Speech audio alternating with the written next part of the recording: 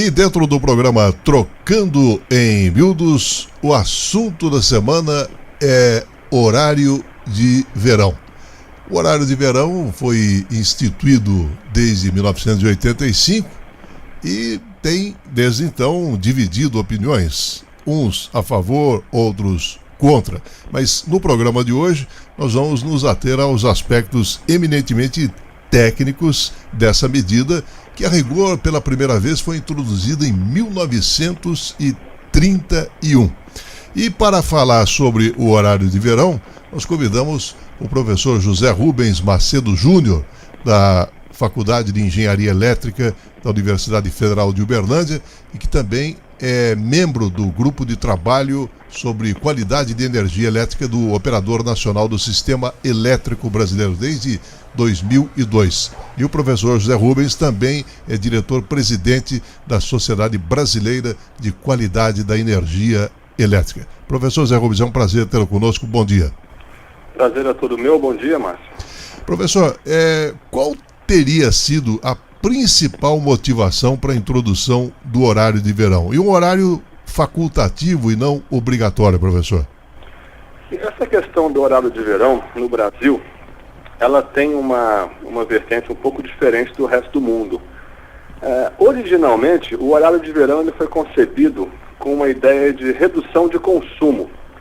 Lá na primeira metade do século XVIII, quando a ideia do horário de verão surgiu, uma curiosidade até interessante, que o grande motivo, o grande benefício associado ao horário de verão era a redução do consumo de cera de vela.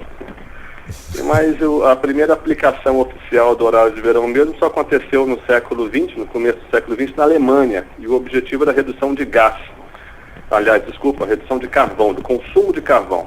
Se você for trazer essa analogia para o Brasil, a maioria das pessoas, inclusive, acham que o objetivo do horário de verão no Brasil é a redução de consumo de água nos reservatórios das nossas usinas hidrelétricas. E esse consumo de energia, na verdade, com o horário de verão, a redução dele é muito pequena, que não justificaria o próprio horário de verão em si. Enfim, no Brasil, o grande objetivo, o grande benefício associado ao horário de verão seria a redução da demanda no horário de ponta, do pico de potência do uso do sistema no horário de ponta. Uma vez que a carga de iluminação entraria um pouquinho depois e não somaria com a carga de pico natural do sistema. Esse sim é o grande objetivo, o grande incentivador do horário de verão no Brasil. A redução, para você ter uma ideia, da demanda na ponta do sistema com o horário de verão é da ordem de 4,5%. E a redução no consumo da energia elétrica mal chega a 0,5%. Então o grande foco, o grande objetivo nosso no país, de fato, é apenas a redução da demanda no horário de pico e não do consumo. E esse horário de pico, que mais ou menos compreende o horário aí das 18 e 22 horas, mais ou menos. Tá, é o consumo caracterizado pela própria coincidência de todo mundo demandar energia, né, professor? Exatamente. Quando eu tiro a carga de eliminação dessa coincidência, eu reduzo a potência de ponta do sistema. Tá, agora, essas economias que o senhor se reportou, elas se diferenciam de regiões para regiões, né? Perfeitamente. Tá, o senhor poderia nos falar um pouquinho a respeito?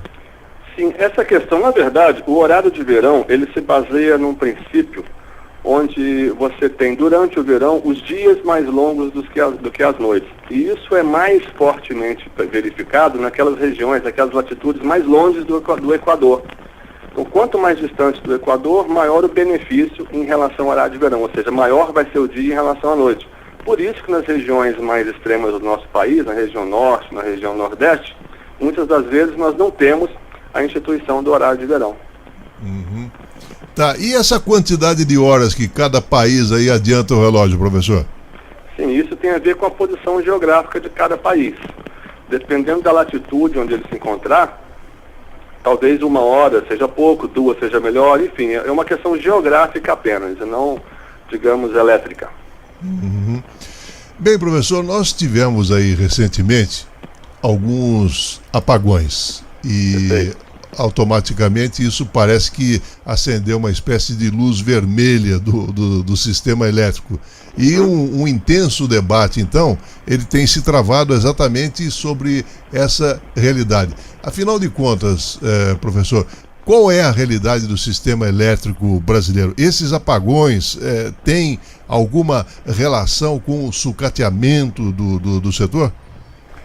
Essa é uma outra questão que no Brasil é vista de uma forma um pouco distorcida até mesmo, se podemos dizer assim, por parte da sociedade.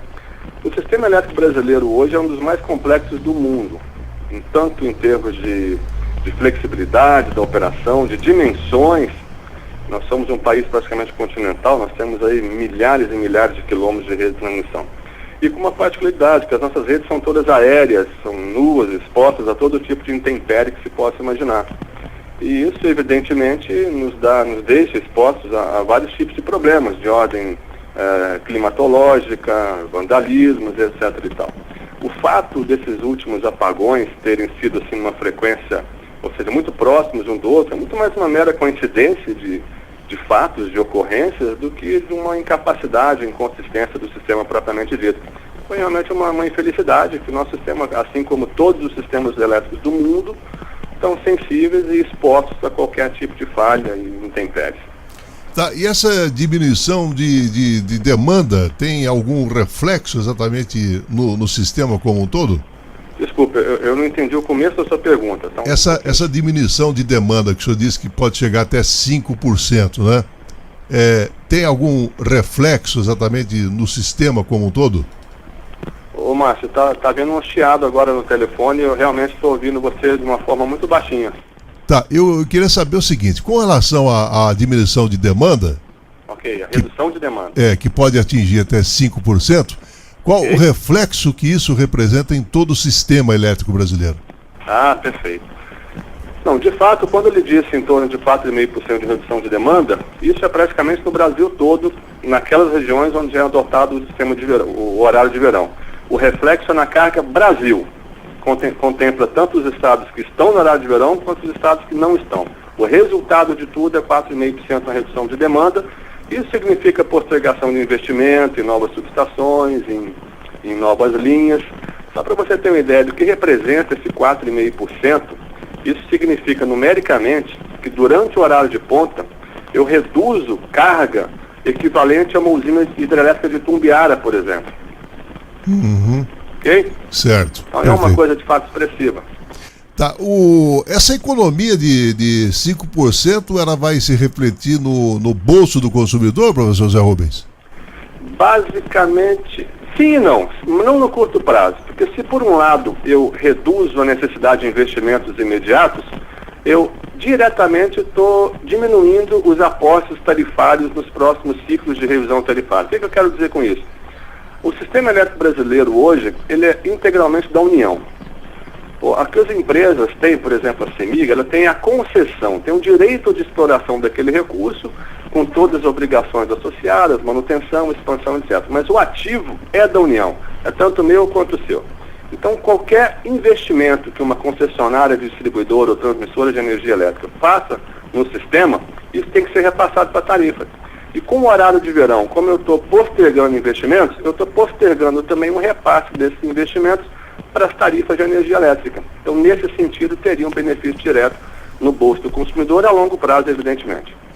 Bom, considerando esses 119 dias do horário de verão, que termina lá no dia 16 domingo de fevereiro. 16 de fevereiro de 2013, né? O senhor não acha que seria conveniente, paralelamente a esse horário de verão, o governo encetar campanhas com o objetivo de um maior esclarecimento da opinião pública e até mesmo fazer com que os próprios consumidores ajudassem no processo de economia de energia elétrica? Eu estou dizendo isso, mas com relação à questão do uso do chuveiro, do ar-condicionado, da geladeira. O que o senhor me diz a respeito, professor? Na verdade, são coisas muito distintas. Essa forma de eficiência pelo lado que você citou, da redução do consumo, da questão do banho, etc. e tal, e o horário de verão. Basicamente, o horário de verão, como eu lhe disse, ele não está associado, no caso brasileiro, de uma forma mais diretamente à redução de consumo. São coisas muito distintas você ter ações para redução de consumo e ações para redução de demanda. O horário de verão no Brasil, o foco é redução de demanda e não de consumo. Nessa linha do consumo, sim, o Brasil carece ainda apesar de vários programas já instituídos, como o Procel e outros programas mais regionalizados de redução do consumo, isso, de fato, o nosso governo carece ainda de ações mais fortes junto à mídia, junto à sociedade, no sentido de incentivar isso. Apesar do fato de que, após o nosso racionamento de 2001, a cultura e a educação do povo brasileiro em relação a isso, já tivemos um avanço muito considerável em relação a esse aspecto particular. Mas, como você disse, carecemos ainda de uma ação mais forte pelo lado do governo em relação à sensibilização da sociedade, com certeza. Até porque nós ainda temos muito desperdício, né, professor? Muito em todos os segmentos da sociedade, sem dúvida alguma. Dentro das nossas próprias casas. Nós estamos acostumados com um nível de conforto que não condiz com essa questão da eficiência ainda, infelizmente. Tá, e como é que anda a questão dos investimentos no setor elétrico? Eu estou falando agora de construção de usinas e de ampliação de linhas de transmissão. Como é que anda essa questão, professor Zé Rubens? Sim, pergunta interessante. O Brasil vive um momento ímpar em relação ao setor elétrico brasileiro, porque a quantidade de recursos, a quantidade de aportes que estão acontecendo nesse momento no Sistema Interligado Nacional é algo que há muitos anos não se via. Você pode contar aí, por exemplo, o complexo de geração do Rio Madeira, com uma grande capacidade de geração a ser incrementada no nosso sistema, a própria e controversa usina de Belo Monte, que infelizmente não vai ser de reservatório, mas vai agregar um potencial de geração muito grande ao nosso sistema também. E, paralelamente a isso, todo o incremento da malha de transmissão para poder fluir essa geração toda aqui para o centro de carga, que no caso brasileiro está concentrado na região sudeste. Então o momento brasileiro é muito rico e muito amplo em relação ao sistema de energia elétrica. O futuro é muito promissor nesse sentido.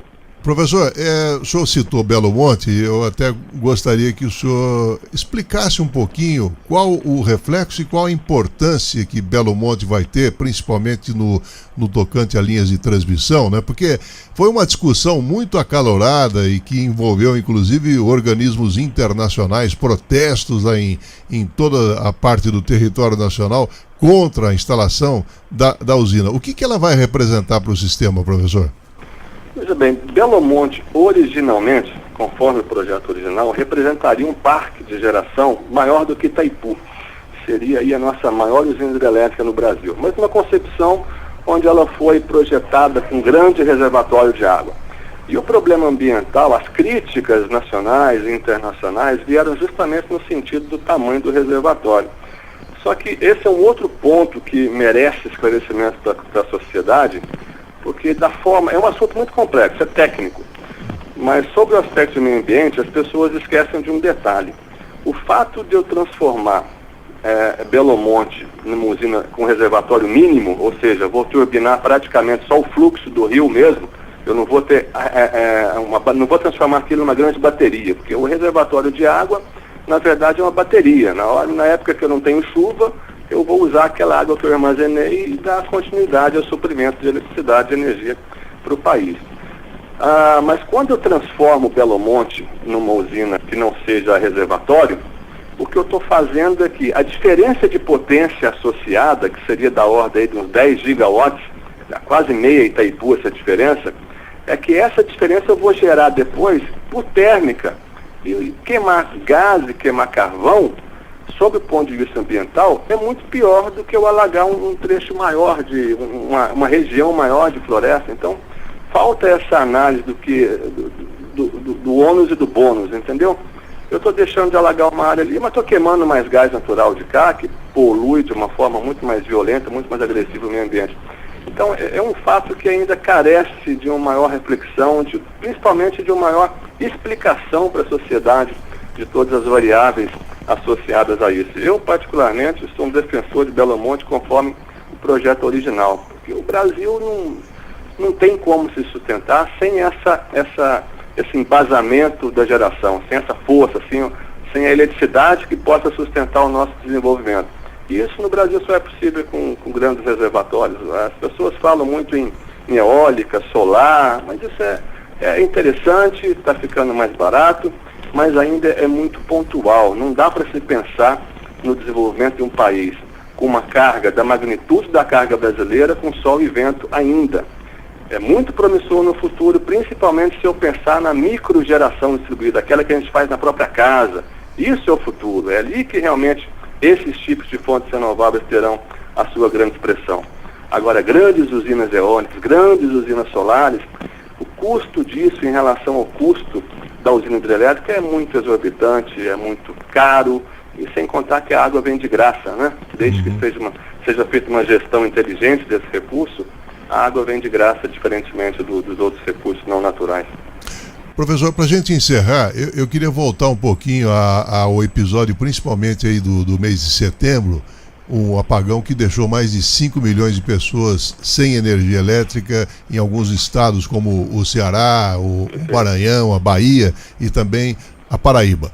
E o operador nacional do sistema justificou o fato como sendo oriundo de uma pane que foi provocada num transformador na cidade lá de Imperatriz do Ceará.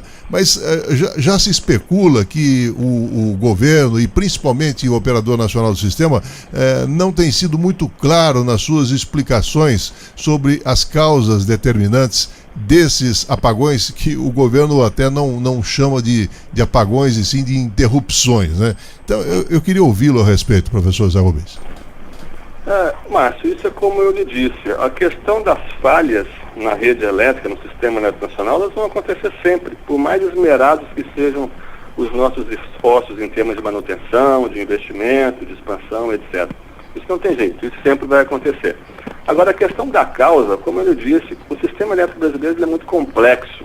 Às vezes, explicar da forma como realmente foi, como realmente aconteceu um sinistro qualquer na rede elétrica, ficaria de uma forma para a sociedade, para o cidadão comum, que ele não conseguiria jamais entender. Então, muitas vezes, não seria nenhuma maquiagem da informação, mas seria uma forma de adaptar a informação de uma forma que a população entendesse de uma forma mais diretamente. Mas, enfim, é uma falha técnica. Às vezes existe a falha humana nesse processo? Existe, isso acontece também. Então eu vou trocar em miúdos aí, fazendo uma analogia assim meio grotesca, mas não seria que a diferença entre um carro do ano e um cacareco, por exemplo? Veja bem, isso que você falou não é totalmente mentira, não é totalmente verdade, digamos assim. Mas se você pegar um dos países mais desenvolvidos do mundo, vamos pegar o sistema elétrico norte-americano. Se Thomas Edison saísse do túmulo hoje, ele ia se sentir em casa no sistema elétrico americano. Entendeu o que eu falei? Sim. Lá também nós temos 50 anos de defasagem em relação às tecnologias atuais. O problema é que recompor esse parque todo, no caso brasileiro também, para as tecnologias atuais, isso custa muito, mas o sistema está funcionando, funciona bem. Não é a questão se esse dispositivo é moderno ou se esse dispositivo é antigo. O dispositivo antigo e moderno funciona da mesma forma, desde que se dê manutenção adequada, e isso acontece no caso brasileiro. Agora, essa modernização do sistema, isso é feito aos poucos, isso até sendo feito no Brasil ao longo dos últimos anos. Se você pegar a área de distribuição, que se modernizou primeiro, principalmente após o ciclo de privatização, que começou lá em 1995, nós já temos um nível de modernização, de automatização do sistema de distribuição muito grande. Agora, a transmissão não passou por esse ciclo, e nem deveria, talvez. Mas isso está acontecendo gradativamente, não tem como fazer isso de uma vez só. Os investimentos seriam muito elevados. Nosso parque elétrico é muito grande, é gigantesco. Repito, não é a modernização que vai fazer a diferença em relação ao número de apagões, digamos assim. Defeitos, repito, sempre vão acontecer em qualquer sistema elétrico do mundo. Perfeito. Professor José Rubens Macedo Júnior, professor da Faculdade de Engenharia Elétrica da Universidade Federal de Uberlândia, e também ele compõe um membro da ONS, que é o Operador Nacional do Sistema Elétrico, e diretor-presidente da Sociedade Brasileira de Qualidade de Energia Elétrica. Professor José Rubens, muito obrigado pela entrevista. Nós é que agradecemos, Márcio. Um bom dia. Bom dia.